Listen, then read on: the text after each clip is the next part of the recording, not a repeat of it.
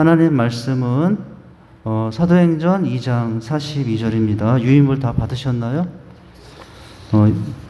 사도행전 2장 42절 말씀, 우리 한 절인데 다 같이 읽도록 하겠습니다. 앞에 영상에도 있고요.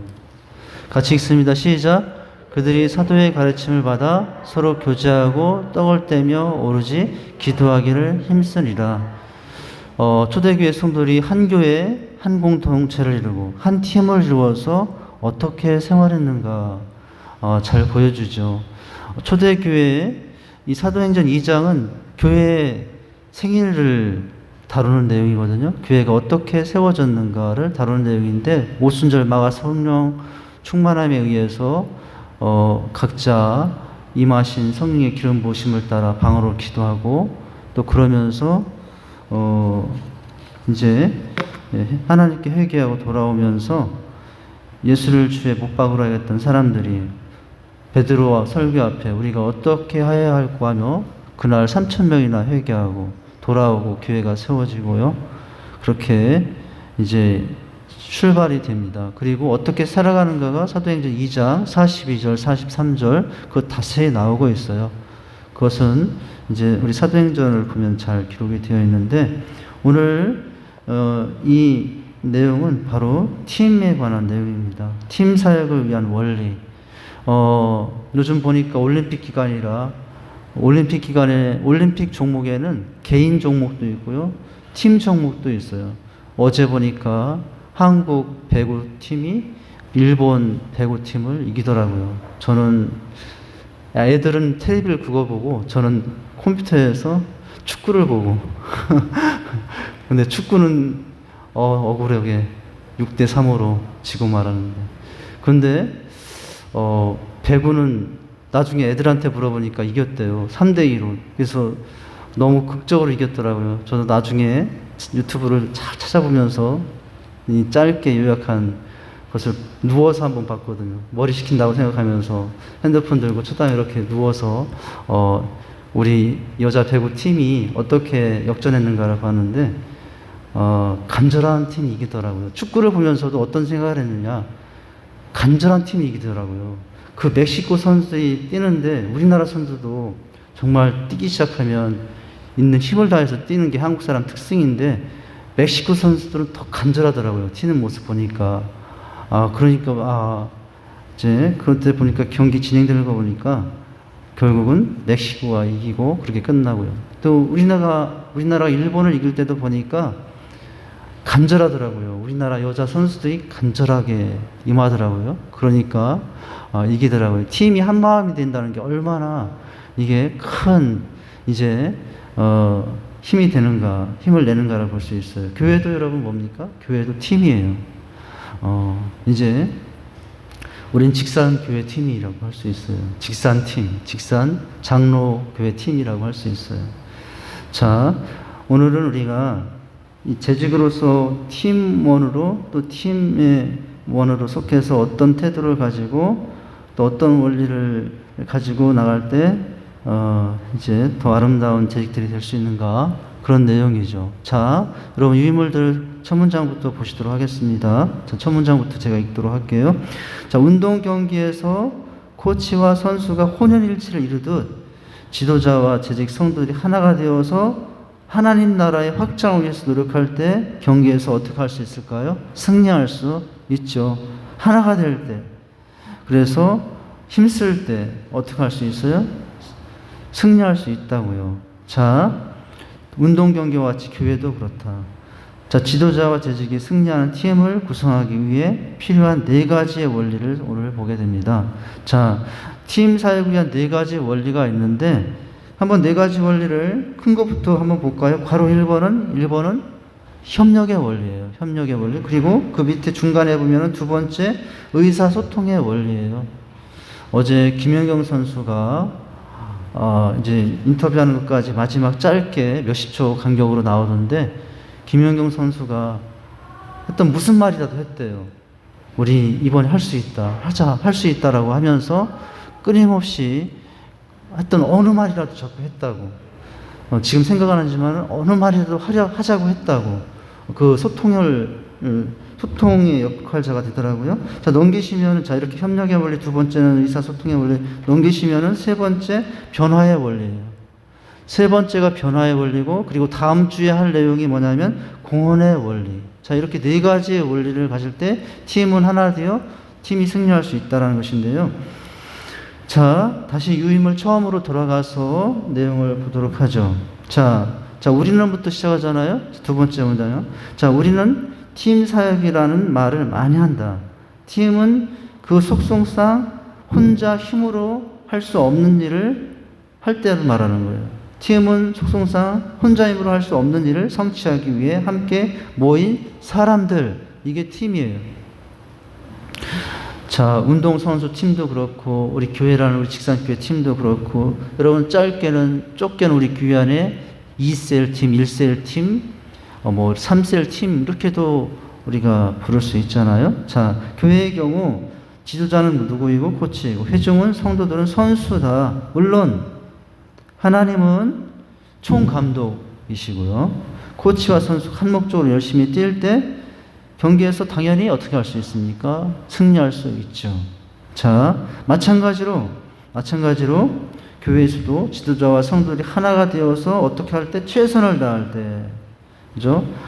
하나가 되지만 그 다음 단계는 최선을 다하는 거죠. 간절한 팀이 이긴다라고요. 어제 보니까 최선을 다할 때 우리는 승리의 나팔 소리를 울릴 수 있다라는 거죠. 자, 그래서 뭐예요? 그러나 뭐가 있다는 거예요? 최고의 팀이라도 선수들이 최고의 기량을 다 발휘하지 못하는 때가 있다. 하지만 그렇다고 해서 경기를 하던 중에 자기 물건을 챙겨가지고 돌아갈 수는 없는 것처럼, 그죠? 최선을 다하더라도 기량을 온전히 발휘하지 못한다고 포기할 것이 아니라는 거예요. 돌아갈 수 없는 것처럼 어떻게 해야 된다고요? 우리 신앙생활에도 선한 싸움을 다 마치는 날까지 참고 어떻게 하는 거예요? 인내하는 모습이 필요하다라는 거죠. 자, 이런 것이 팀이고요. 자, 팀이 되어서 혼자가 아니라 여러 마음을 아프고 힘을 아프고 지혜를 합해서 최선을 다할 때, 그리고 인내하며 할 때 승리할 수 있다라고 하는 거죠. 자, 이제 첫 번째 원리로 들어갑니다. 첫 번째 원리가 뭐냐면 협력의 원리인데, 자, 첫 문장입니다. 협력은 좀 더 높고 큰 뜻을 위해 의견 일치를 이루며 함께 나가는 기술, 이게 뭐라고요? 협력이라고 한다 합니다. 좀 더 높은 큰 뜻을 위해 의견 일치를 이루며 함께 나가는 기술이 뭐라고요? 이게 협력이다. 자, 협력도 기술이네요. 자, 협력을 이루려면, 자, 몇 가지가 선행되냐면 세 가지 요소가 선행되는데, 첫 번째 동그라미 1번은 신뢰죠. 믿음이죠. 서로 믿음이 있어야 되잖아요. 그 다음엔 더 높은 단계로는, 그 다음 단계는 존중. 그리고 존중하면서 존중으로만 끝난 것이 아니라, 말로만 할 것이 아니라 배려. 이런 단계. 믿음과 존중과 배려 모습으로 나가요. 그죠? 우리 셀은, 우리 교회는 서로 얼마나 믿음의 안에서 또 얼마나 서로 존중하고 또 배려하면서 하고 있는가. 그죠? 자, 재직과 지도자는 상호 신뢰하고 존중하며 서로를 생각하는 협력자가 되어야 된다. 협력자. 우리는 얼마나 서로 믿고 있나요? 또 얼마나 서로 존중하고 있나요? 또 얼마나 서로 먼저 생각하고 있나요? 도대체 무슨 일이 일어났지? 왜 이번 주에는 우리 집사님은 이런 상황 가운데 왜 그랬을까? 왜 그런 일이 있을까? 지금 어떤 상황일까? 그런 것들을 나 혼자 가운데도 생각하고 또 그런 중에 기도하는 마음도 갖게 되고 위하게 되는 거죠.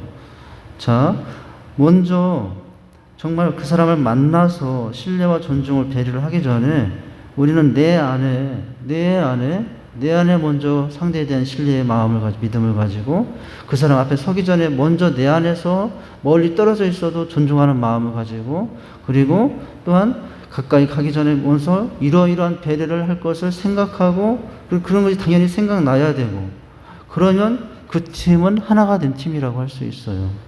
도대체 믿기도 힘들고 또 존중하는 마음도 약하고 존중이 아니라 경쟁하고 어떻게 하면 내가 높아질까 뭐 이렇게 하면 팀이 하나가 될 수 없겠죠. 자, 그 다음 문장 보면요. 협력은 우리의 태도와 관련된 것으로 승리하는 팀을 구성하기 위해 첫 번째로 쌓을 벽돌. 이게 협력이라고요.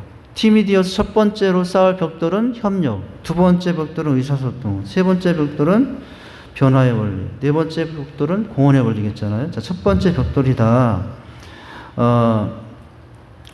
자, 그 다음 협력은 서로 의견을 달리하는 사람들이 좀 더 높은 큰 뜻을 위해 서로의 힘을 합하는 것. 이게 협력이라고요. 서로의 의견을 달리할 수 있어요. 우리가 다른 게 틀린 건 아니에요. 잘못하면 다른 것은 틀리다라고 하면서 정죄하고 비난할 수 있거든요. 여러분, 교회 안에서 다름을 인정해 줄 수 있어야 돼요. 얼마든지 다양할 수 있어야 돼요. 다른 걸 가지고 틀리다고 생각하면 안 돼요. 다른 걸 가지고 틀리다고 생각하여 정죄하거나 비난하면 안 돼요. 얼마든지 우린 다를 수 있어요. 진리 안에서 또 진리 밑에서 진리를 벗어나지 않는 이상 얼마든지 다른 생각, 다른 스타일로 신앙생활을 할 수 있어요. 내 스타일이 신앙생활이 여러분 정말 유일한 모범은 아닙니다.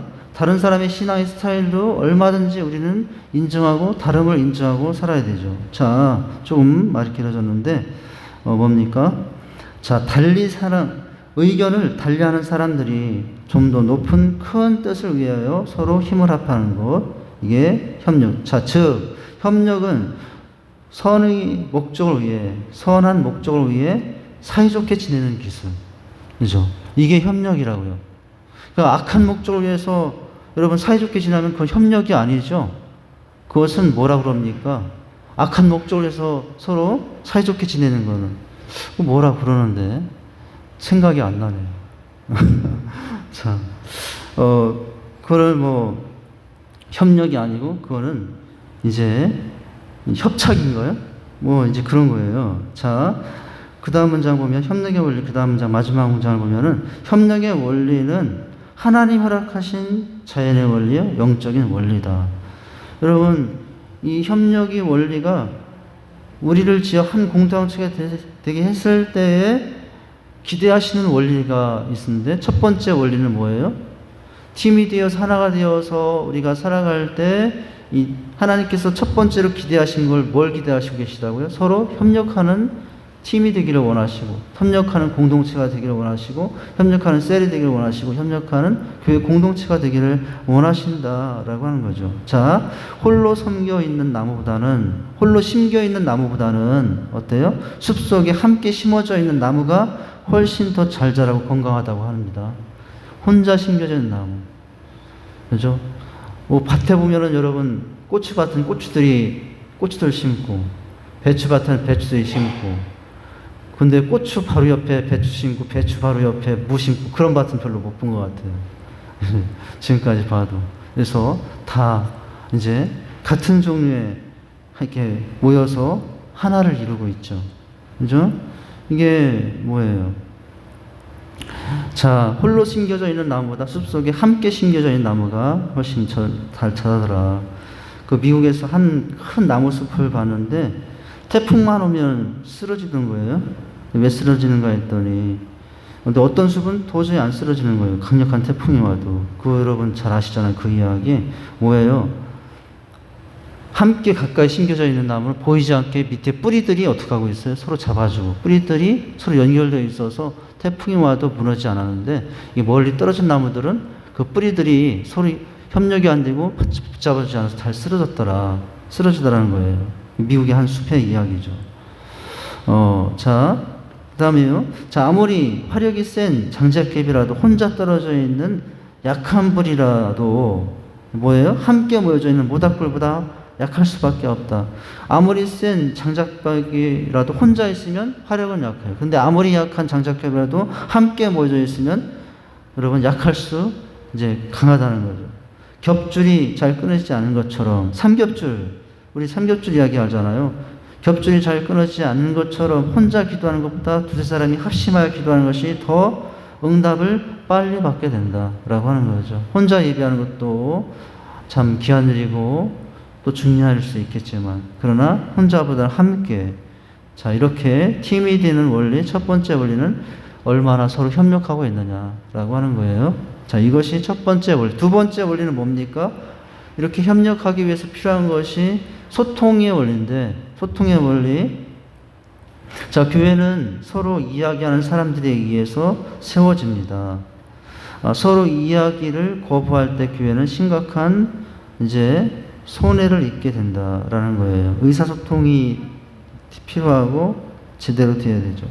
자, 의사소통은 일종의 양방통행도로다라는 거죠. 의사소통은 양방통행도로, 일방통행도로가 아니라요. 재직과 리더는 열린 마음으로 서로를 포용하는 경청하는 아름다운 대화자다라고 할 수 있어요. 그러니까 일방통행이 아니라 양방통행의 의사소통이 이루어져야 되죠. 뭐 친구 간에도 정말 좋은 친구, 끝까지 잘 가는 친구는 의사소통이 제대로 되고, 부부 간에도 마찬가지고, 평생 살아도 평생 화성에서 온 남자, 금성에서 온 여자로 너무 멀리서 도대체 소통이 안 되면서 평생 그렇게 죽을 때까지 살 수도 있어요. 예. 그러니까 여러분, 남자와 여자를 그렇게 말한대잖아요. 화성에서 온 남자, 금성에서 온 여자? 하여튼 뭐 조금 바뀌는 걸 줄 모르지만은, 그게 뭐겠습니까? 소통이 잘 안 될 때, 우리 집 부부는 소통, 화성에서 온 남자, 금성에서 온 여자로 이제 되는 거잖아요. 그 얼마나 여러분, 답답하게 있습니까? 자, 그래서 그렇게 되기 위해서는 첫 번째, 의사소통하기 위해서는 여러분 오늘 중요한 원리가 뭐냐면 경청의 원리라는, 경청의 원리인데, 소통하기 위해서는 말을 해야 하잖아요. 말하는 사람이 있고 듣는 사람이 있잖아요. 그런데 오늘 이 2번에서 강조하는 것은 듣는 걸 강조하고 있어요. 소통할 때 뭘 강조하냐면 듣는 걸 강조하고 있어요. 자, 경청하는 소통을 말하거든요. 자, 그 내용도 그 뒤에 나오는데 다시 더 보시면, 자, 의사소통은 우리의 삶에 필수적이다. 사람들이 서로 이야기를 거부할 때 교회는 손상을 입게 된다. 훌륭한 의사소통을 하기 위해서는 솔직히 먼저는 또 열려있는 마음이 필요하고요. 자, 이 마음은, 열려있는 이 마음은 다른 사람과 내 삶을 나눌 수 있는 태도다. 그럴 때 교회는 성장할 수 있다. 또 서로를 포용하는 태도가 필요하다라는 거죠. 자, 삶을 나눌 수 있는 태도, 또 서로 포용하는 태도. 또 교회는 파벌, 측근그룹, 외곽그룹 등이 모이는 곳이 아니라고요. 그리고 능동적으로 경청하는 의미 있는, 경청하는 것이 정말, 능동적으로 경청하는 걸 말해요. 이건 근데 능동적이 아니라 수동적으로 어쩔 수 없이 경청하는 자의 위치가 아니라 어떻게 하죠? 능동적으로 경청하는 것이 의미 있는 의사소통으로 이끈다. 의사소통은 일종의 양방통행도로다라는 거죠. 양방통행도로. 생각한 것을 말로 표현한 것만큼이나, 그죠? 말로 표현한 것만큼이나 무엇이 필요하다고요? 상대방의 말을 중간에서 가로채지 않고 주의 깊게 경청하는 것이 필요하다라고 하는 거예요. 자, 생각한 것을 말로 표현한 것만큼이나 상대방의 말을 중간에서 가르치지 않고 주의 깊게 경청하는 것이 필요하다. 재직과 지도자는 열린 마음으로 서로를 포용하며 경청해야 한다. 자, 소통의 원리 중에 한 가지는 이제 대화를 여러분 잘하는 사람, 저는 이렇게 이런 문장이 생각이 났어요. 대화를 잘하는 사람은 입보다 귀가 먼저 열린 사람이다. 입보다 귀가 먼저 열린 사람. 대화를 잘하는 사람은 입보다 귀를 먼저 여는 사람. 이 사람은 대화를 잘하는 사람. 우리가 대화를 잘하는 사람, 말 잘하는 사람 하면은 어떻게 말하면 논리적으로 또 합리적으로 이성적으로 이렇게 유창하게 표현하는 사람을 말 잘하는 사람으로 생각을 하잖아요. 대부분이 그렇게 생각하죠. 그런데 말 잘하는 사람은 누구라고요? 그 입보다도 귀가 먼저 열린 사람이 말 잘하는 사람이라고. 그러니까 우리는 착각을 하는 경우가 많은 것 같아요. 말 잘하는 사람은 뭔가 막 내가 앞장서서 이것도 말해야 되고 저것도 말하고 끊임없이 대화를 주도해가는 사람. 근데 여러분, 어떤 팀이든지 간에 어떤 모임이든지 간에 꼭 필요한 말만 하면서 그 구성원들 사이에 있는 모든 그 마음의 소리까지도 또 삶의 여러 상황 가운데 있는 소리까지도 다 경청 잘 주의 깊게 듣는 사람이 있어요. 여러분, 누가 말 잘하는 사람이라고요? 입보다 귀가 먼저 열린 사람. 그죠? 라고 하는 거죠. 여러분, 우리가 하나님과도 대화를 하잖아요. 하나님과도 소통을 합니다. 가장 중요한 소통의 통로가 기도예요. 여러분, 그 기도에 대해서 이런 생각을 해봤어요. 기도는 내가 말하는 시간이 아니라 하나님이 말하는 시간이라고요. 물론 우리가 기도를 시작하면 내가 막 말 시작합니다. 하나님 이거 문제도 있고 저 문제도 있고 말을 많이 시작하지만은, 그러나 정말 기도의 깊이를 알고 기도를 깊이 알고 하나님을 만나면서 더 가까이 가는 사람은 결국 어떻게 되는지 아십니까? 듣게 돼요. 하나님, 이런 문제가 있었는데 하나님의 뜻은 무엇입니까? 이렇게 되죠. 이게 하나님과의 소통이죠. 사람과의 소통도 입보다 귀가 먼저 열린 사람이라면, 하나님과의 소통인 기도도 말하는 것보다도 먼저 하나님의 음성을 듣는 귀를 먼저 여는 사람이라고 할 수 있습니다. 저도 마찬가지예요. 우리 리더반도 하고 여러 통로를 통해서 드리려 하지만은 도대체 목사님은 들을 줄 모른다고, 소통할 줄 모른다고, 이런 소리가 들리면 난 아직도 부족하구나, 이제 그런 생각을 하게 돼요. 오늘 내용은 사실은 다 저한테 하는 말이네요. 저한테 소통을 잘 하지 못하고 있는 목사의 모습인데, 참, 여러분 많이 부족하지만 용서하시고요. 그렇게 또 기도해 주시기 바랍니다. 할렐루야. 자, 경청의 기술을 볼까요? 자, 어떻게 하느냐. 여기 보니까 몇 가지입니까? 9가지잖아요. 경청의 기술. 자, 첫 번째부터 보죠. 리더는 듣는 사람임을 기억하라. 리더는 어떤 사람이라고요? 말을 많이 하는 사람이 아니라 듣는 사람임을 기억하고, 말하는 것보다는 듣는 것을 습관하고 생활하라는 거예요.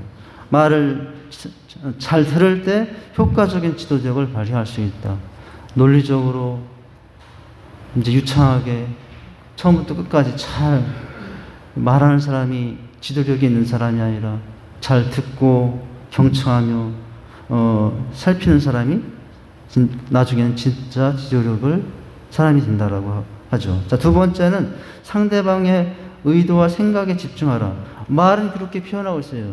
한마디를 들으면 그냥 그 말만 가지고 판단할 것이 아니라 뭐죠? 자, 말해주고 있는 사실에만 주목하지 말고 그 말씀에 숨어있는 뜻을 파악할 수 있는 창조적인 듣기를 연습하라. 그냥 들으라고 하는데 이제는 더 나가서는 어떻게 들으라고요? 창조적으로 들으라고요. 그 사람의 표정 속에서, 그 사람의 말하는 속에서, 그 사람의 몸짓 속에서, 그 모든 상황 속에서도 숨어있는 뜻을 파악하고 들을 수 있어야 된다고. 세 번째는요. 자, 개인적인 감정과 편견을 갖지 않도록 하라. 듣는데 감정을 갖고 들으면요, 듣는데 편견을 갖고 들으면 들려지지가 않아요. 그 사람의 본 뜻이 전해지지가 않겠죠. 자, 감정을 개입하거나 선입견을 갖는 것은 정직한 경청을 방해한다. 객관적인 입장을 갖고 항상 열린 마음으로 대하라라고 하는 거예요. 우리가 이 경청의 원리는 직장에서나 부부관계나 부모 자식 간에 또는 세련에서 우리 성도들 간에 마찬가지예요. 자, 이렇게 네 번째는 어떻게 하면서 들으라고요? 성급하게 판단하거나 말하지 말라. 우리가 그러잖아요. 조선 말은 끝까지 들어봐야 된다고.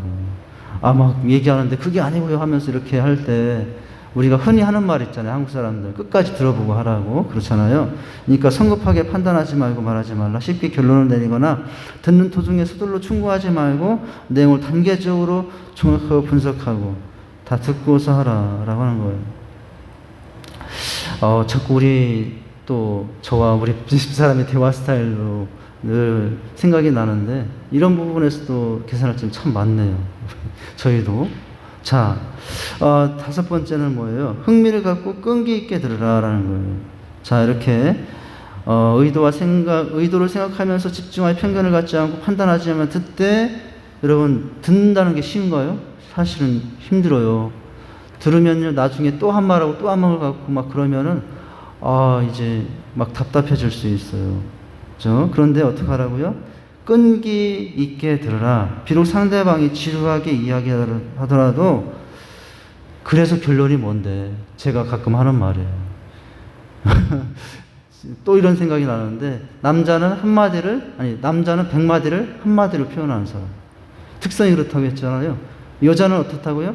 여자는 한마디를 100마디로 해야 직성이 풀리는 스타일이에요.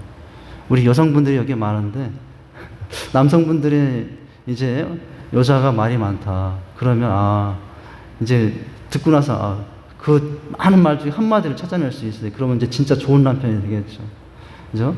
남자는 한마디를 100마디로 여자는 한마디를 100마디로, 그걸 이해하면은 남자들이 여자의 말을 좀 잘 듣겠죠. 근데 저는 아직도 잘 안 돼요. 아직도 말을 하기 시작하면, 그래서 결론이 뭔데, 막 이렇게 추궁을 하거든요. 아직도 멀었어요, 저는. 이제. 근데 우리 또 여성분들이 남자를 볼 때는, 남자는 100마디를 한마디로 해주기를 원한다. 이걸 또 생각하고, 또 그렇게도 말도 해줘야 되지 않겠습니까? 자, 이렇게. 끈기 있게 들으라. 라고 하는 거예요. 다음에 6번째는 적극적으로 질문하라. 요점을 파악하고 대화에 주목하고 있다는 사실을 상대방이 알 수 있도록 질문하라. 그런데 여러분, 잘 듣는다고 해서 무표정으로 들으면 안 되고, 눈과 눈을 맞추면서 때로는 고개를 끄덕여 주면서 어떻게 하라고요? 맞아요. 그래서요. 어떻게 됐어요? 여러분, 이 한마디를 넣는 게, 이 사람 내 말을 듣고 있구나라고 생각해서 말하는 사람은 더 열심히 말하게 되는 것이거든요. 더 고마워하면서 들어요. 그런데 내가 그렇게 열심히 말하는데도 고개도 안 맞춰주고 눈도 안 맞춰주고 여러분 추임새도 없고 그러면요, 이 사람 내 말 안 듣나 보다라고 하면서 자존심 상할 수 있어요. 한번 따라서 해보세요. 맞네요. 그래서 어떻게 됐어요? 그런 말들을 좀 하더라고요. 이렇게 이제 예를 들자면은, 자, 흥미를 갖고 끈기 있게 들으라. 그 다음에 이제 적극적으로 질문하라. 자, 이제 7번째, 관심을 실제적으로 표현하라. 말하는 사람을 어떻게 하라고요? 바라보라. 이야기 도중에 고개를 어떻게 하라고요? 끄덕이거나, 가벼운 감탄사, 여기 할 거 미리 했네. 미소와 따뜻한 눈길을 통해 관심을 표현하라. 우리 옆 사람 보시면서 한번 고개를 끄덕여 주시겠습니다. 시작.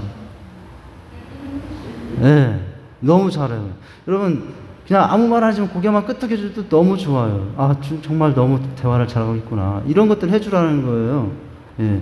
우리 셀리더가 셀 예배 드릴 때 무표정하게 아무 표정 없고 하지 말고 고개도 한번 끄덕여주고, 이제 중간에 가벼운 감탄사도 넣어주고, 정말 그랬어요? 이렇게. 이제 이런 말들을 넣어주고, 이제 때로는 미소도 띄워주고, 이제 정말 슬픈 이야기면은 같이 얼굴을 마음으로라도 슬퍼지면 표정도 그렇게 나오는 것이고요. 여러분, 사람이 대화를 할 때 대화의 전달이 이 말로 전달되는 것보다도 말로 전달되는 것보다도 말투 있잖아요. 말투가 중요해요. 어떤 사람은 싸우는 것처럼 막 말을 하는 사람이 있어요. 근데 아무리 좋은 내용을 해도 그렇게 하면은 상대방은 나오고 싸우자고 그러나 그렇게 들어요. 말도 중요하고 표정 중요하고 몸짓이 중요하다고요.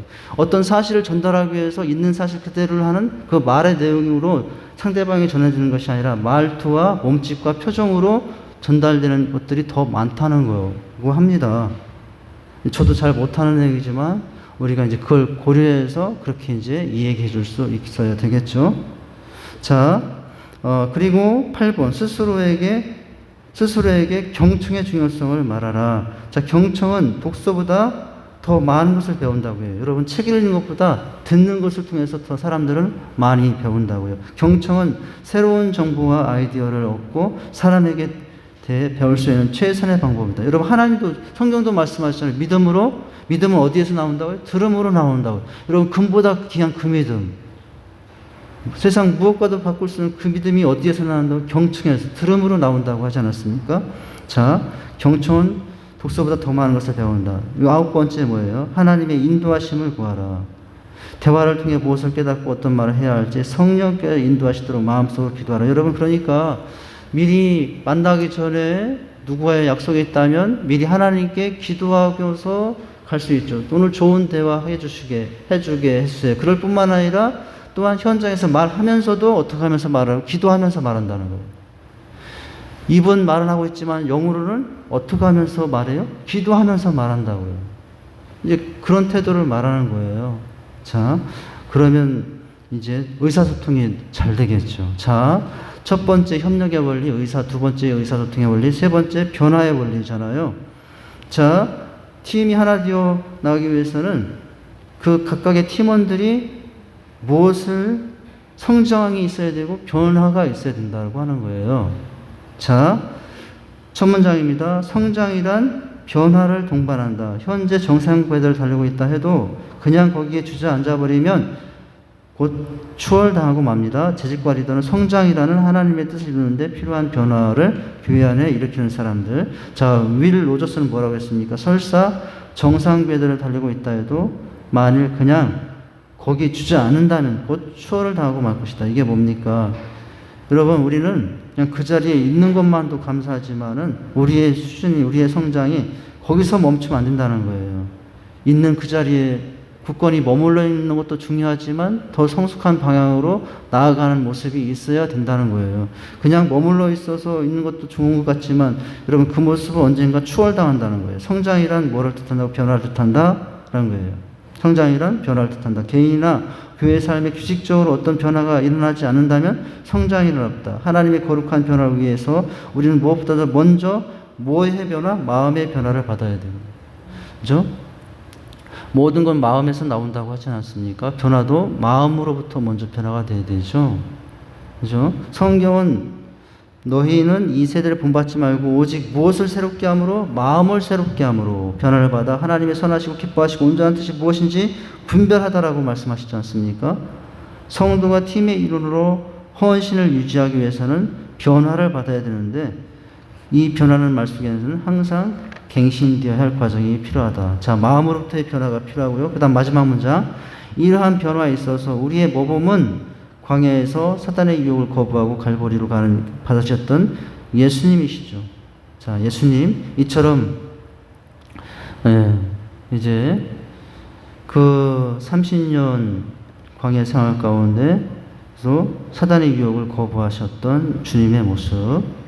이것을 말씀해주고, 이처럼 하나님의 뜻을 성취하기 위해 오신 그리스도께서 영적인 변화를 통한 헌신은 심령의 변화를 수반하며, 즉 마음의 변화라고 했잖아요. 변화는, 자, 그 변화는 무엇으로 일으킨다 합니까? 변질이 아니라 변화는 하나님의 뜻을 분별하는 대로 이끈다는 거예요. 그죠? 이것이, 그래서 우리에게는 변화의 원리가 필요하다. 변화가 되어야만 우리는 어디에 더 가까이 갈 수 있다고요? 하나님의 뜻에 더 가까이 갈 수 있다라고 하는 것입니다. 그리하여 믿음으로 승리하는 삶을 살아갈 수 있을 것이다 라고 하고 있죠. 자, 이렇게 해서 이제 팀으로서, 팀의 네 가지 원리, 팀이 하나 되어 특별히 우리 성도들로서 하나님의 은혜와 영광을 나타내고 또 하나님의 뜻을 이루는 팀이 되기 위해서는 무엇이 있어야 되는가? 그죠? 협력의 원리가 있어야 되고 소통의 원리가 적용이 되어야 되고 변화의 원리, 다음 주에는 이제 공헌의 원리, 이것을 통해서 말씀을 또 확인하도록 하겠습니다.